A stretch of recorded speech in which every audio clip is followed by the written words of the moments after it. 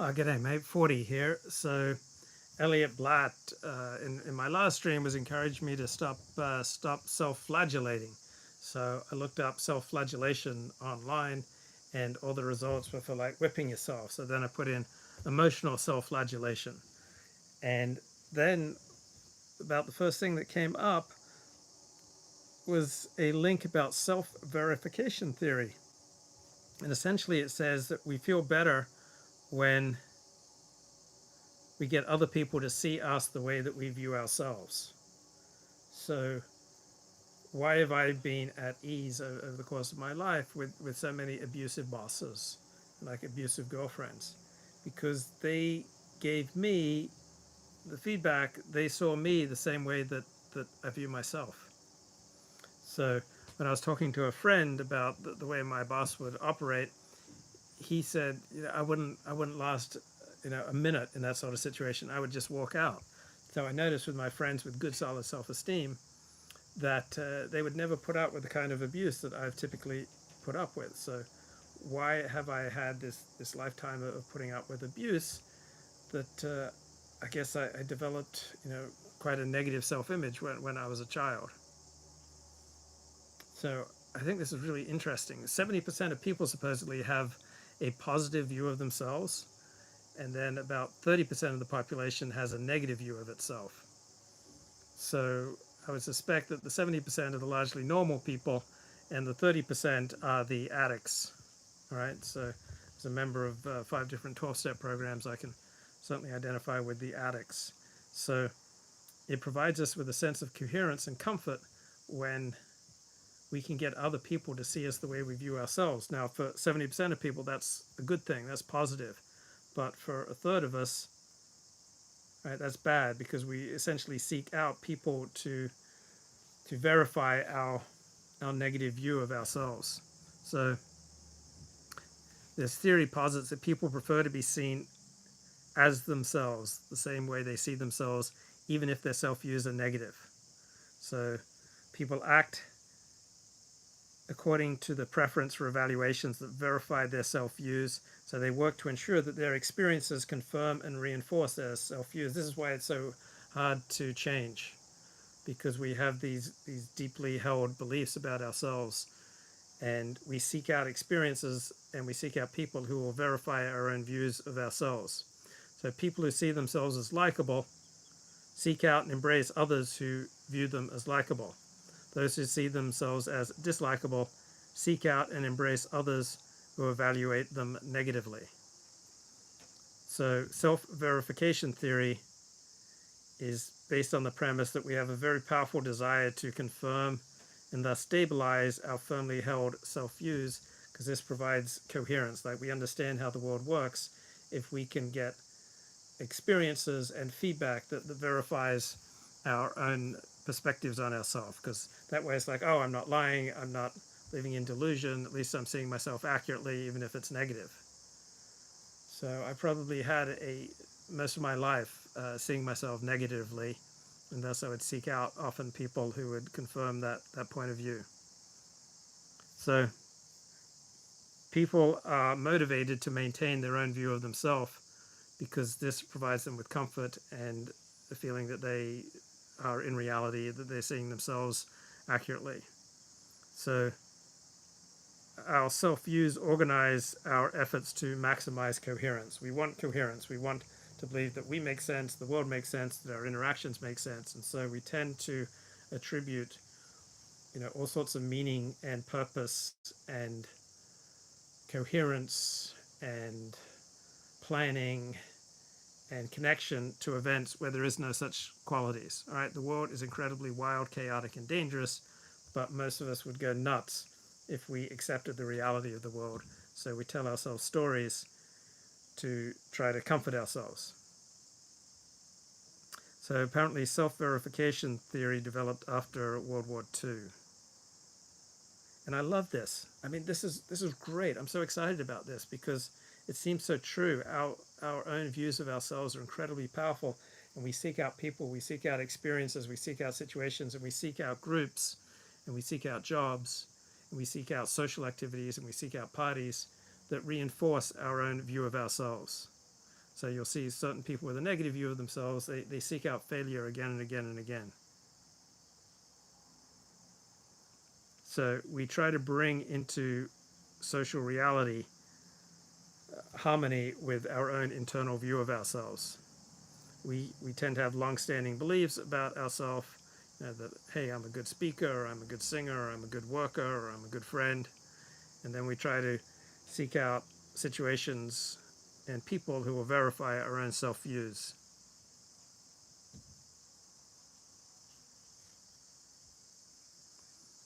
So why do we develop self-views in the first place? Because we observe how other people treat us, and then people become more and more certain of their self-views as they acquire more and more evidence. So for example, in second grade, I wrote something. We had a class assignment.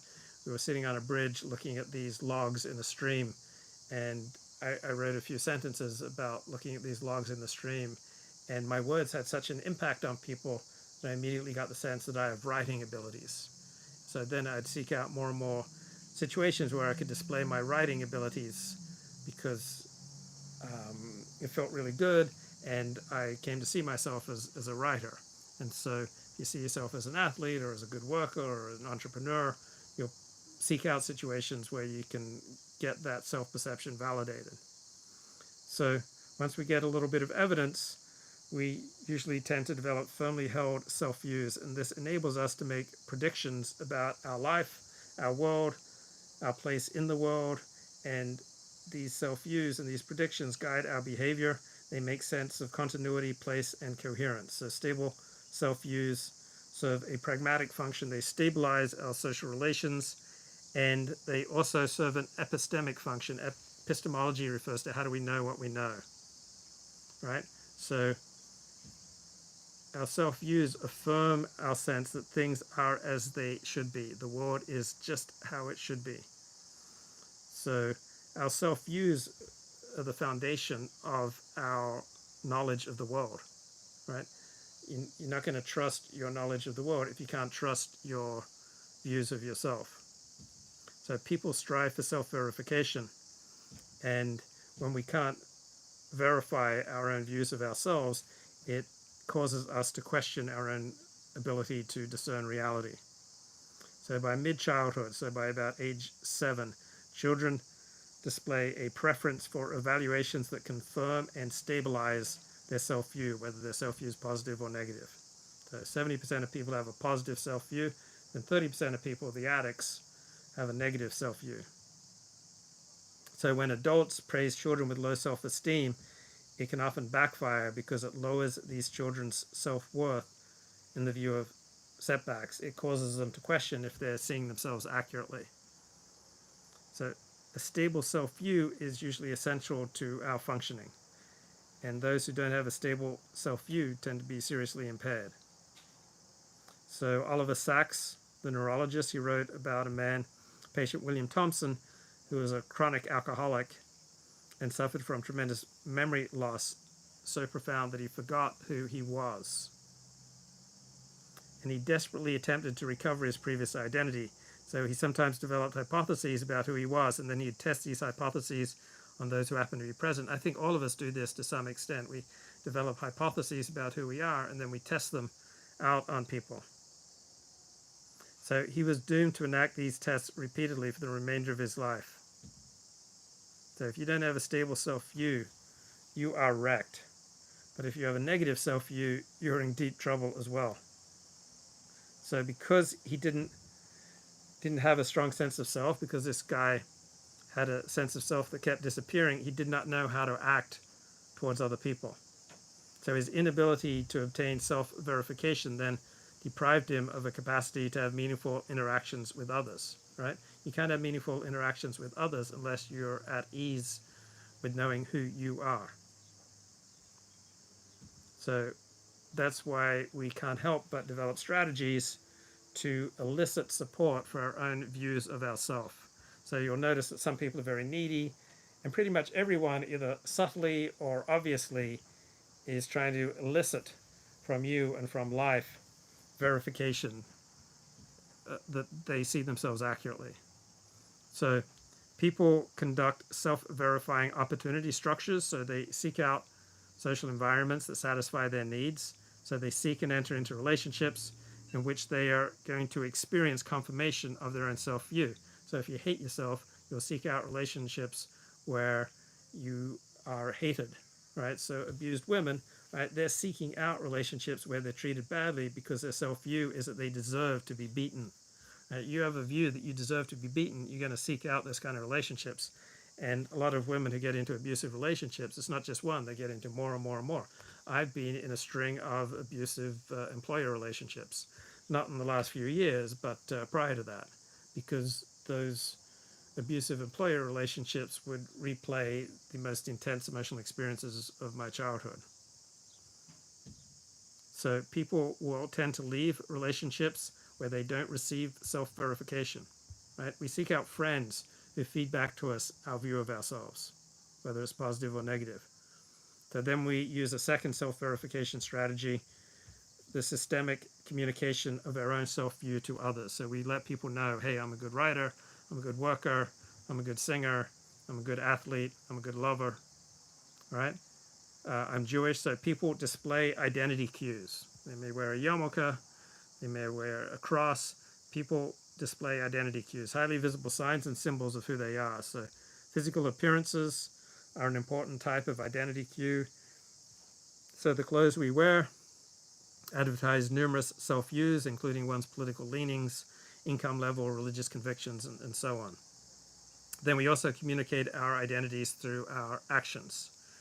So depressed college students are more likely to solicit unfavorable feedback from their roommates than non-depressed students. So when they solicit negative feedback, they get it, and the more negative feedback they solicit, the more likely their roommates are to think negatively of them and convince them to make plans to find another roommate at the end of the semester.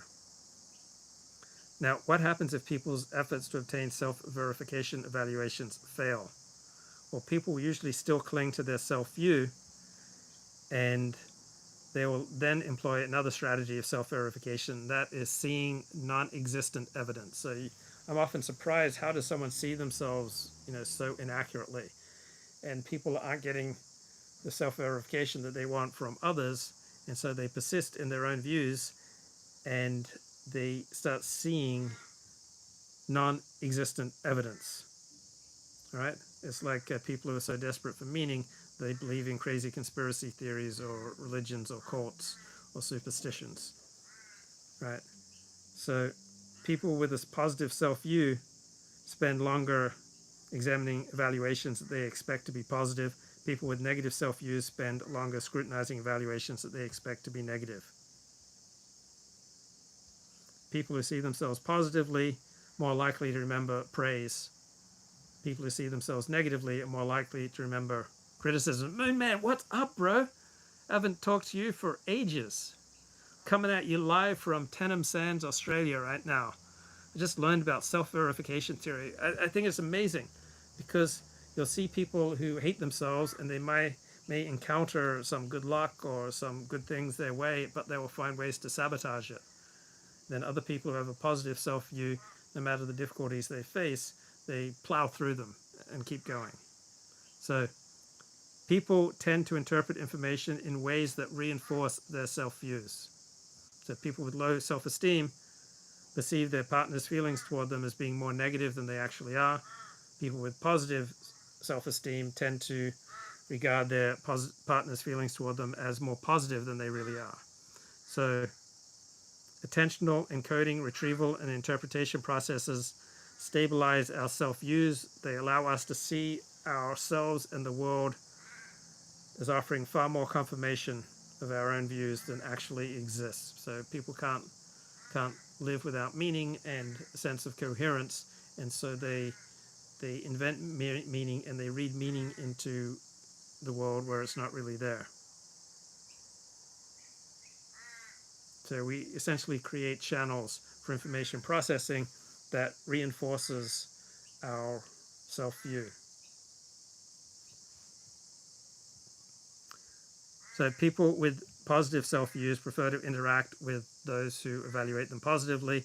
People with negative self-views prefer to interact with those who evaluate them negatively. Yeah, so for much of my life, I would often rather interact with people who viewed me negatively because I thought they were more honest. So when given an option of being in an environment where you're going to get negative feedback versus neutral, people with low self-esteem prefer the negative feedback. So both men and women and children and teenagers employ all these self-verification qualities. And we employ self-verification even with regard to qualities of ourselves that are easily changed, and regardless of whether the qualities in question are specific, such as intelligence, sociability, or dominance, or global, self-esteem and depression. So people are particularly likely to seek self-verifying evaluations if their self-views are confidently held, important, or extreme. People with negative self-views have a clear tendency to seek and embrace negative rather than positive romantic partners. I remember I've dated a lot of women whose fathers were sex addicts. And so I'd go into a room and I'd find the women whose father was a sex addict. And, they had a certain view of men that I would then embody. And that was familiar to them because that's how their father was. So have you ever dated a woman with, low self-esteem? Then I dated one woman like that, and I found for the first and only time in my life, I just started yelling at her. I've never been someone who's yelled at his girlfriends, but there was one girlfriend I had, 2006, 2007, who I found myself yelling at because it was as though she just kind of invited the abuse. And I didn't like myself for it. So when you put a stop to anyone abusing you, not only will that protect you, but it protects other people from their worst selves. So people with a negative self-view will seek out and embrace romantic partners who see them negatively.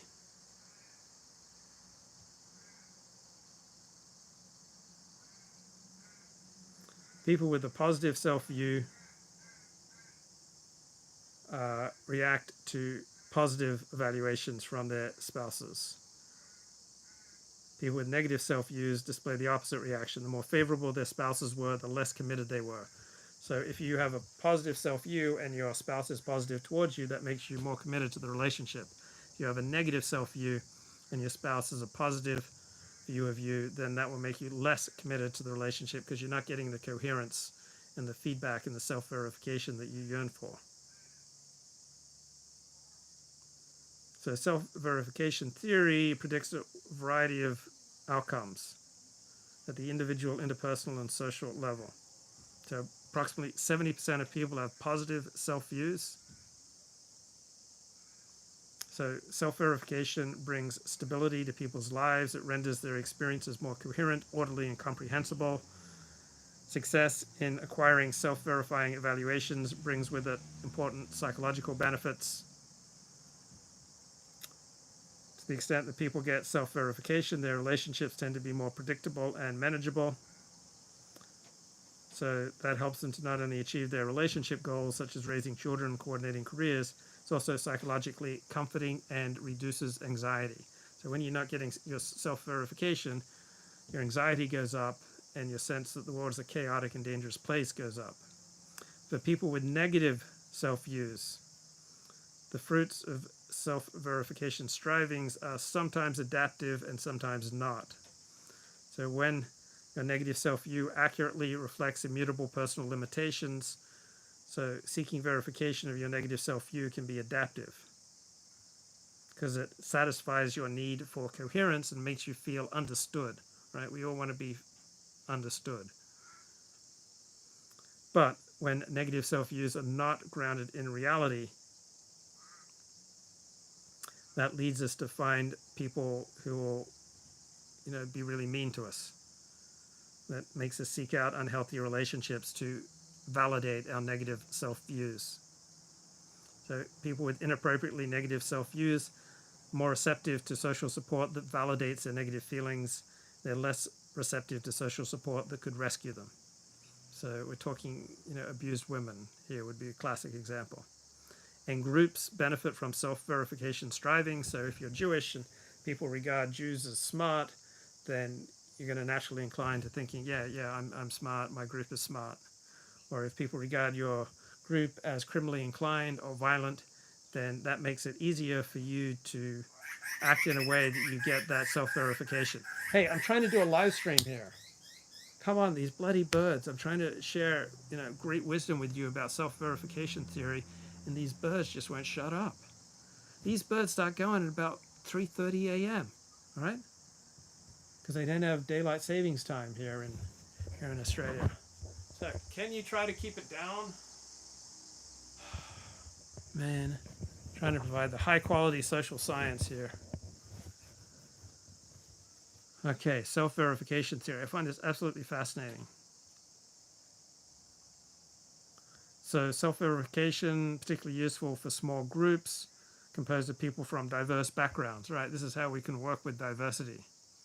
So out of a fear of being misunderstood, members of diverse groups need to be careful to avoid expressing controversial ideas. Self-verification reduces this fear by convincing them that they are understood, and they open up to their co-workers, which leads them to express offbeat ideas that lead to problem solving. And eliciting negative but self-verifying evaluations may help keep anxiety at bay. So if I feel like I'm badly dressed for an event, or I've got bad breath, or I'm in pain, or I'm just not feeling very sociable, and I can get someone to validate my self-view, then that reduces anxiety. When people with negative self-views receive positive feedback, they feel physiologically threatened. They feel distressed, and they want to avoid contact.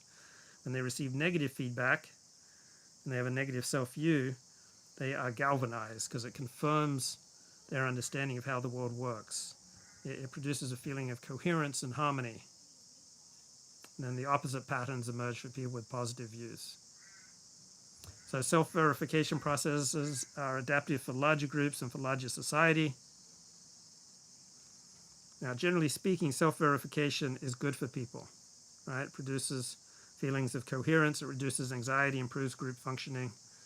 But for people who have inappropriately negative self-views, self-verification thwarts positive change, makes your life situation much more difficult than it would be otherwise. So we tend to prefer self-confirming evaluations.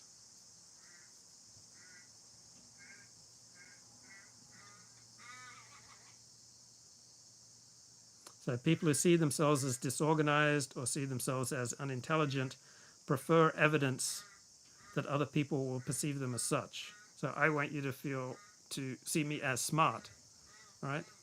And I'd like you to see me as happy, and I'd like you to see me as a good guy. But kind of underneath that, there's all those decades where I had this negative self-image, or this fear that I was a really bad person. And that can come bubbling out if I'm not doing my 12-step recovery work on a daily basis. Okay, we all possess flaws and weaknesses. And so we all have somewhat negative self-views that correspond to these flaws and weaknesses.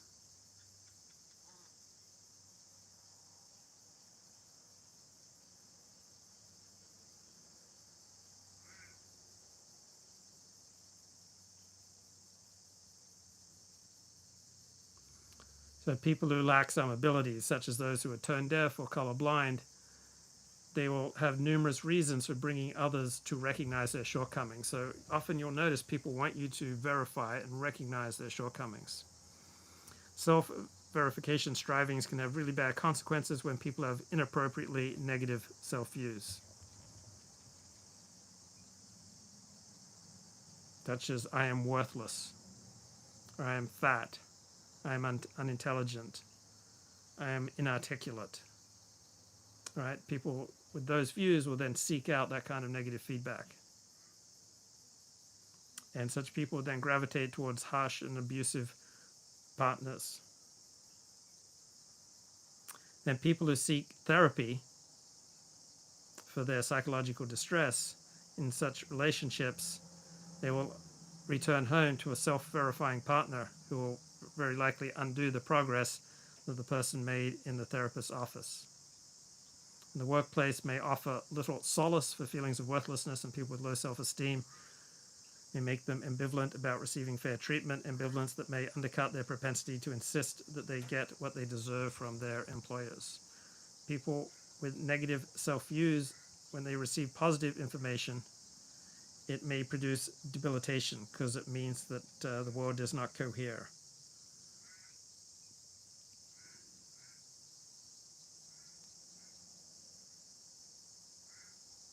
So positive life events have a positive effect on people who have positive self-esteem. They have a negative effect frequently on people with a negative self-view. So it increases the health of those with a positive self-view, and it reduces the health for people with low self-esteem.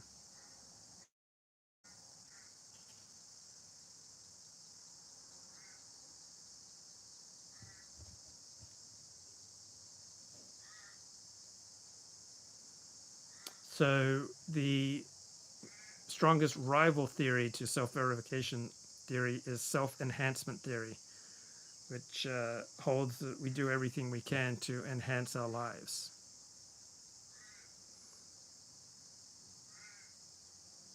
So maybe self-enhancement theory and self-verification theory are sequential processes. So maybe our immediate responses are more likely to be self-enhancing, while considered responses are more likely to be self-verifying. So self-enhancement strivings require only one step. Upon classifying the evaluation, people embrace positive evaluations, reject negative ones. But self-verification strivings logically require at least two steps. After classifying an evaluation, it must be compared to the self-view, for only then can the person discriminate verifying evaluations from non-verifying ones. So if you deprive people of cognitive resources while they choose an interaction partner, that could interfere with their ability to access their self-concept and block self-verification from unfolding. So self-enhancement theory says people are motivated to obtain, maintain, and increase positive self-regard. So when you look at people's social judgments, attributions, or overt behaviors, there's a widespread tendency for people to favor themselves over others, and traces of a preference for positivity emerge at a very young age.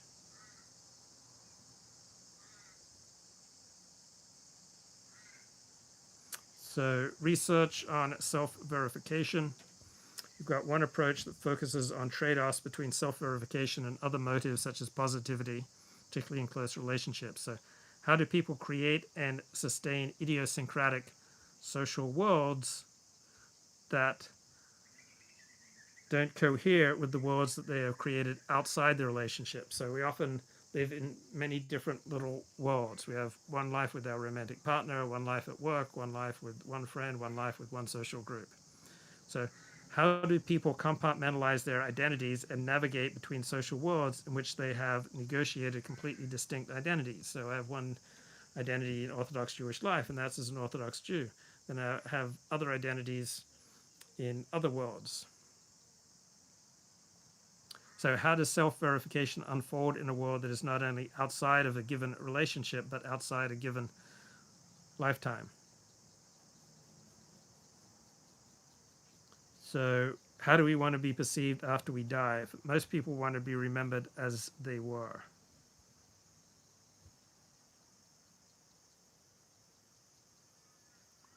Then there's another current direction of research. How do we improve people's self-esteem? Because self-verification on the part of those with low self-esteem can then lead them to seek out negative feedback, which then reinforces that low self-esteem in a cyclical process. So simple-minded approaches to this problem not only fail to work, they may backfire. So repeating positive self-affirmations makes people with high self-esteem feel better, but makes those with low self-esteem feel worse. So messages that are disjunctive, that don't cohere with one's experience and representation of reality, will tend to be perplexing and disturbing and unsettling. So these affirmations, these positive self-affirmations, are not an effective strategy for raising self-esteem among those who need it most. those with low self-esteem. So a potential solution may be to simultaneously verify a person's perception of themselves. Okay, I know I have low self-esteem, and I know I have some negative qualities, but I also have many positive qualities, right? So encourage the development of more positive self-views in the future. So we could reframe compliments from a partner in a more abstract way that encourages the individual with low self-esteem to reflect on the meaning and significance of that compliment. So that could encourage people with low self-esteem to feel more positively about themselves and their relationships. So self-verification theory is absolutely fascinating because we create worlds that verify our own view of ourselves and of the world. Right? We choose news outlets that verify our view of the world. We choose live streamers who verify our view of the world. We choose religious communities that verify our view of the world. We choose bosses and workplaces and social groups that verify our view of the world, right? We tend not to be terribly open to reality. Instead, we want reality to reinforce the patterns that we have for reality. So the outside world is a chaotic, frequently dangerous place, and this is scary. So we impose patterns and ideologies and rules and laws for how the world works that is just not there in reality. But we impose on the outside world patterns that we hold very dear in our inner world. And then we seek for the outside world and other people and other situations to continually reinforce the way that we view ourselves.